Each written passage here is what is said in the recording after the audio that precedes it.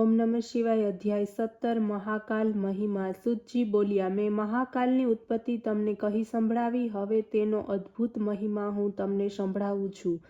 ઉજ્જૈની નામની નગરીમાં ચંદ્રસેન નામે રાજા હતો. એ ચંદ્રસેન રાજાની સદાશિવના મુખ્ય સેવક મણિભદ્રની સાથે ગાઢ મિત્રતા હતી. એકવાર મણિભદ્ર ચંદ્રસેનના ઉપર પ્રસન્ન થયો ત્યારે રાજાને તે ચમકતો કૌસ્તુભ મણિ પ્રદાન કર્યો. ત્યારે તે રાજાએ મણિને ગળામાં ધારણ કર્યો. સૂર્ય સમાન પ્રકાશતો હતો. એ મણિ રાજા પાસે જોઈને અન્ય રાજાઓ એની ઈર્ષા કરવા લાગ્યા અને મણિને રાજા પાસેથી લેવાની માટે શ્રેષ્ઠા કરવા લાગ્યા. રાજાની પાસે આવીને તેમણે તે મણિ માંગ્યો પણ ખરો. રાજાએ બધાને ધુત્કારી કાઢ્યા. ત્યારે ક્રોધમાં આવીને રાજાઓએ યુદ્ધની તૈયારી કરી લીધી. પોતપોતાની ચતુરંગીણી સેના લઈને રાજા ઉપર ચઢાઈ કરી. આ જોઈને એ રાજાએ મહાકાલેશ્વર મહાદેવજીનું શરણ લીધું. બરાબર એ જ સમયે એક ગોપી આવી. એના ખોળામાં 5 વર્ષનો એક બાળક હતો. ગોપી વિધવા હતી. એ બંને ત્યાં બેસીને રાજા સહિત શિવપૂજનને જોવા લાગ્યા. રાજા દ્વારા થતા શિવપૂજનને ભલી ભાંતિ જોઈને એ બાળક લઈને ગોપી પોતાના ઘેર ચાલી આવી. એ 5 વર્ષના બાળકના મનમાં આવ્યું કે હું રાજાની જેમ શિવપૂજન કરું. તે ક્યાંકથી પથ્થરને શોધી લાવ્યો. ઘરમાં સ્થાપિત કરીને ગંધ, પુષ્પ, ધૂપ, નૈવેદ્ય વગેરેનો મનમાં વિચાર કરીને તેવી જ રીતે પૂજન કરવા લાગ્યા. એટલામાં ગોપીએ સ્નેહ કરીને એને ભોજન માટે બોલાવ્યો. પરંતુ બાળક શિવપૂજનમાં મગ્ન હતો. માતાને શું ખબર કે બાળક શું કરી રહ્યો છે? બાળકે માતાની બૂમ સાંભળી પણ નહીં. માતા સ્વયં ત્યાં પહોંચી ત્યારે તેણે જોયું કે બાળકની આંખો બંધ છે અને શાંત બેસીને આસન ઉપર સ્થિર બેઠો છે. ગોપીએ એને પકડીને ખેંચી લીધો અને એને ફટકારવા લાગી. બાળકની સામે મૂકવામાં આવેલા પૂજાના પથ્થરને ફેંકી દેવામાં આવ્યો. બાળકને ખેંચીને ઘરમાં લઈ ગઈ. ત્યારે તે 5 વર્ષનો બાળક વ્યાકુળ બનીને શિવ શિવ કહેતો દુઃખી બનીને બેહોશ થઈ પૃથ્વી ઉપર પડ્યો. પુત્રની આવી દશા જોઈને માતાના હોશ પણ ઉડી ગયા. કેટલોક સમય વીતી ગયા પછી જ્યારે બાળકને ચેતના આવી અને એણે આંખો ખોલીને જોયું કે હું મહાકાલ શિવના અત્યંત સુંદર મંદિરમાં બેઠો છું.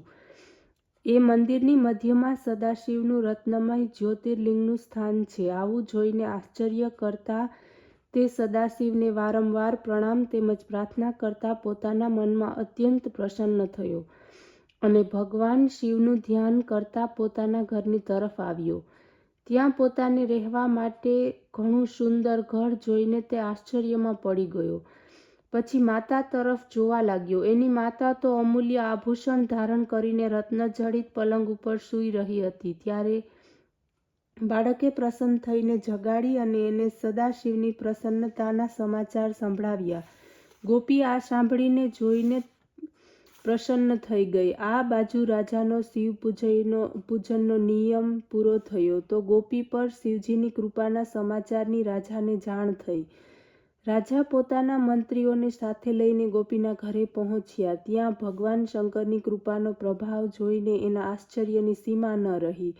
રાજા તેમજ અન્ય લોકોએ મળીને રાતભર મોટો ઉત્સવ મનાવ્યો. સવારના પહોરમાં આ સમાચાર નગરમાં ફેલાઈ ગયા. ગોપીના ઘર ભગવાન દર્શન કરવાને માટે સમગ્ર નગરના લોકો આવ્યા. ચંદ્રસેનના ઉપર આક્રમણ કરનાર રાજાઓએ પણ આ વાત જાણી લીધી.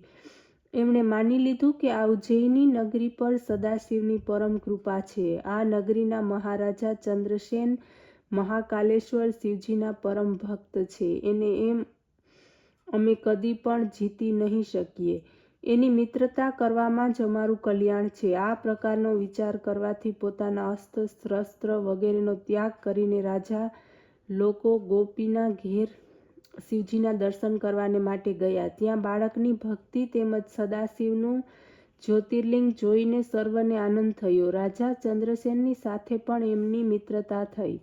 ત્યાં હનુમાનજી પ્રત્યક્ષ રૂપે પ્રગટ થયા, જેની સર્વ દેવતા પૂજા કરે છે. એમના દર્શન કરીને સર્વ રાજાઓ આશ્ચર્યચકિત થઈને પ્રેમપૂર્વક એની પૂજા કરવા લાગ્યા. એ પછી શ્રી હનુમાનજીએ ગોપીના બાળકને ઉઠાવીને પોતાના ગળે લગાડ્યો. પછી રાજાની તરફ જોવા લાગ્યા. હે રાજાઓ તથા મનુષ્યો, આ સરાચર પ્રાણીઓના કલ્યાણ કરતા તો સદાશિવ જ છે. જુઓ, આ ગોપીના બાળકે કેવળ રાજા ચંદ્રસેનને પૂજા કરતો જોયો હતો. એણે ઘેર જઈને એ વિધિનું અનુકરણ કર્યું. એનું પરિણામ આપ લોકોની સામે જ છે. એનું પરમ કલ્યાણ થયું છે. આ લોકોના સર્વ સુખો ભોગવીને અંતમાં એ મોક્ષને પ્રાપ્ત કરનાર થશે. એના કુળમાં 8મો પુરુષ જેનું નામ નંદ હશે, તે ઘણો જ ધર્માત્મા થશે. એના ઘરમાં વિષ્ણુ ભગવાનનો અવતાર થશે અને એ નંદના પુત્ર શ્રીકૃષ્ણ થશે. અને આજથી તે ગોપકુમારની શ્રીકર નામની પ્રસિદ્ધ થશે. એટલું કહીને હનુમાનજી બધાના દેખતા જ અંતર્ધ્યાન થઈ ગયા. આવેલા સર્વ રાજાઓને ચંદ્રસેનનો સત્કાર કર્યો. રાજાઓ પ્રસન્ન થઈને પોતપોતાની રાજધાનીઓમાં ચાલ્યા ગયા. એ પછી બ્રાહ્મણોની સાથે શ્રીકર તથા ચંદ્રસેન મહારાજે ભગવાન મહાકાલેશ્વરની અને હનુમાનની આજ્ઞા પ્રમાણે વિધિપૂર્વક પૂજન આરાધના કરી આ લોકમાં સુખ આનંદ ભોગવ્યા. અંતમાં સર્વને મોક્ષ પદની પ્રાપ્તિ થઈ. અધ્યાય 18 ઓમકારેશ્વર મહિમા.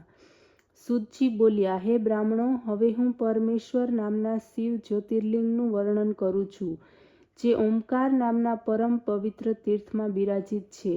તે સાંભળો. પ્રાચીન સમયમાં શ્રી નારદ મુનિએ ગોકર્ણી નામધારી ભગવાન શિવનું પૂજન કર્યું. એ પછી તેઓ વિંધ્યાચલ પર્વત ઉપર પહોંચ્યા. વિંધ્યાચલે નારદજીનો યથાયોગ્ય સત્કાર કર્યો. એ પછી વિંધ્યાચલને અભિમાન થઈ ગયું. આ પ્રમાણે વાતો કરતો તે નારદની સામે બેસી ગયો. ત્યારે નારદે કહેવા લાગ્યા કે એમાં સંદેહ નથી કે તમે બધા જ પર્વતોમાં તમારામાં વ્યાપ્ત છે, પરંતુ સુમેરુ પર્વત તમારામાં વ્યાપ્ત નથી. તે તો સર્વ પર્વતોમાં મુખ્ય છે. તમે સર્વ ગુણોથી સંપન્ન છો તથા તમે તેની સામે નાના છો. આ પ્રમાણે કહીને નારદ તો ત્યાંથી ચાલતા થયા. નારદના વચનથી વિંધ્યાચલ વ્યાકુળ થઈને પોતાને ધિક્કારવા લાગ્યો અને બોલ્યા કે મારું જીવન વ્યર્થ છે. હું નિંદાને પાત્ર છું. હવે હું પોતાની જાતને સુધારવા માટે ભગવાન શંકરનું પૂજન તથા તપ કરીશ. આ પ્રમાણે વિચાર કરીને તેણે ઓમકારેશ્વર પાસે પહોંચીને શિવજીનું પાર્થિવ લિંગ બનાવ્યું. એની સ્થાપના કરી. 6 મહિના સુધી નિરંતર એના દ્વારા વિધિપૂર્વક શિવપૂજન કરી શિવ ધ્યાનમાં સંલગ્ન રહીને તે તપ કરવા લાગ્યો. એના પર તપ દ્વારા પ્રસન્ન થઈને સદાશિવ પ્રગટ થઈ ગયા અને બોલ્યા કે હે વિંધ્યાચલ, હું તમારા પર પ્રસન્ન છું. મનોભિલાષિત વરદાન માંગો. ત્યારે વિંધ્યાચલે સાષ્ટાંગ પ્રણામ કરીને કહ્યું કે હે સ્વામી શિવશંકર, જો આપ મારા પર પ્રસન્ન હો તો મારી બુદ્ધિ શુદ્ધ કરીને મને શ્રેષ્ઠ વિચાર આપો. આ સાંભળીને સદાશિવ બોલ્યા કે હે વિંધ્યાચલ, તમારી મનોકામના પૂર્ણ થશે. એ પછી ઋષિઓએ આવીને શિવનું પૂજન કર્યું. પછી આરાધના કરીને પ્રાર્થના કરવા લાગ્યા, હે પ્રભુ, આપ કૃપા કરીને અહીં બિરાજમાન થાઓ. ભગવાન શંકર ઋષિઓની પ્રાર્થના અનુસાર જગતના કલ્યાણને માટે પરમેશ્વર નામથી ત્યાં શોભવા લાગ્યા અને એ જ નામથી પ્રસિદ્ધ થયા. હે ઋષિઓ, ઓમકારેશ્વર તથા પરમેશ્વર બંને ભિન્ન છે, પરંતુ એક જ છે, જે બંને જ સ્વર્ગ મોક્ષાદિક ફળ આપનાર છે. આ પછી ઋષિગણ ભગવાન શંકરની પાસેથી અનેક વરદાન મેળવીને પોતાના સ્થાને ચાલ્યા ગયા. વિંધ્યાચલે પણ પોતાનું કાર્ય સિદ્ધ કર્યું અને સંપૂર્ણ સુખને પ્રાપ્ત થયા.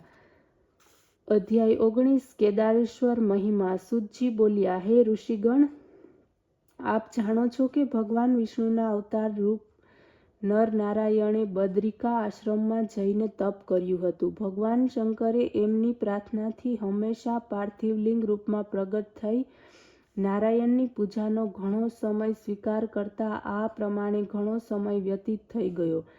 ત્યારે પ્રસન્ન થઈને ભગવાન શંકરે નર નારાયણને વરદાન માંગવાને માટે કહ્યું.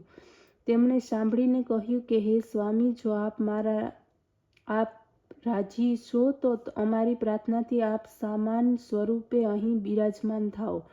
ત્યારે ભગવાન શંકર નર નારાયણની પ્રાર્થનાથી ત્યાં જ્યોતિર્લિંગ રૂપે હંમેશના માટે બિરાજમાન થયા. સંસારમાં કેદારેશ્વર નામથી પ્રસિદ્ધ થયા. અહીં દર્શન અને પૂજનથી ભગવાન શંકર સર્વની મનોકામના પૂર્ણ કરે છે. એક સમયે પાંડવોએ આપને મહર્ષિ રૂપે જોયા. એ જ રૂપમાં પાંડવોના દેખતા આપ ભાગવા માંડ્યા. પાંડવોએ ભાગતા આપની પૂંછડી પકડી અને એમને શિવજી જાણીને પ્રાર્થના કરી, હે સ્વામી, આપ અહીં સદાને માટે બિરાજમાન થાઓ અને